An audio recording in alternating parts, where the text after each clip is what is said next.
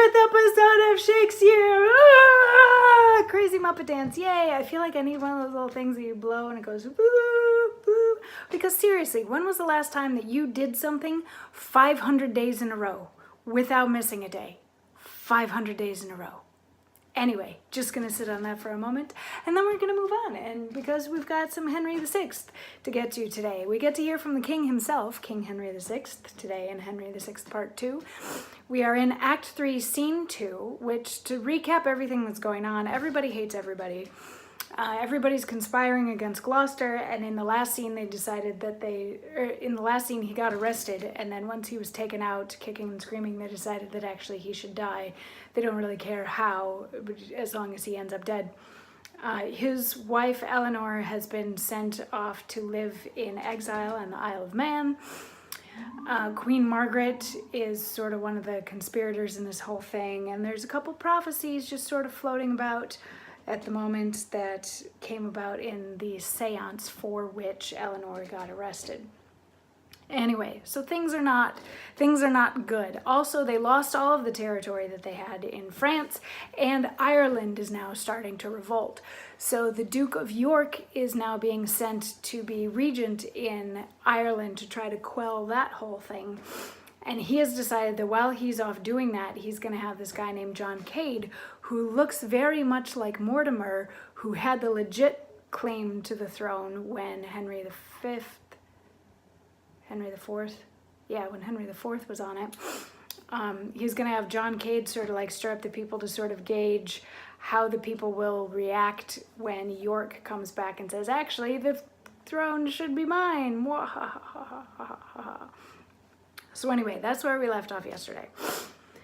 Today, at the top of Act 3, Scene 2, we have a couple murderers, and they're like, holy crap, did we really just do that? And then Suffolk comes in, and he's like, is he dead? Did you kill him? And they're like, yeah, we killed him. And he's like, you made it all look the way that it's supposed to look?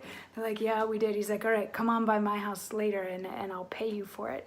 And then they all leave, and the king and the queen and a couple of other assorted random people in attendance all come in, and they're like, and the king is like, okay, we're gonna have Gloucester's trial today, and I want all of you that are accusing him of things to just like stick to actual facts, because the king kind of doubts that there are actual facts as to why Humphrey, Duke of Gloucester, should be arrested and or killed. So he's like, let's just stick with the facts, and then we'll let the trial go from there.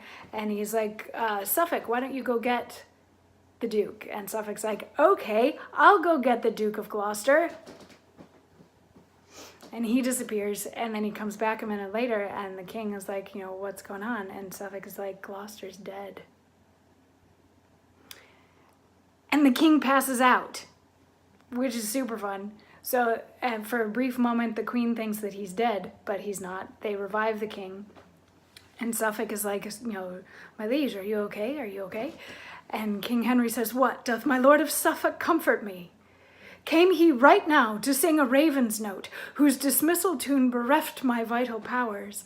And thinks he that the chirping of a wren, by crying comfort from a hollow breast, can chase away the first conceived sound? Hide not thy poison with such sugared words. Lay not thy hands on me. Forbear, I say, their touch affrights me as a serpent's sting. Thou baleful messenger out of my sight, upon thy eyeballs murderous tyranny sits in grim majesty to fright the world. Look not upon me, for thine eyes are wounding. Yet do not go away. Come, basilisk, and kill the innocent gazer with thy sight, for in the shade of death I shall find joy. In life, but double death, now Gloucester's dead.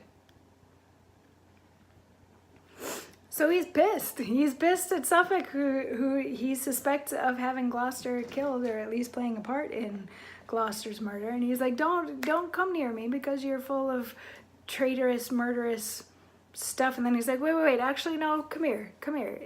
If your eyes can actually kill somebody, let them kill me, because I would rather be dead than alive. I'm going to be happier when I'm dead now that Gloucester's dead, because he was my uncle and I liked him and he was a good guy.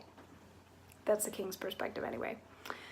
And tomorrow, we get to hear Queen Margaret's rebuttal to this whole thing because she has lots and lots of thoughts on this whole subject of the king passing out, Gloucester being dead, all of that sort of thing. She has a lot of thoughts on it tomorrow in episode 501. Because here we go, 500 more, at least I'm sure. We're only, what, 9 plays in? Anyway, I'll see you tomorrow for more. Mwah.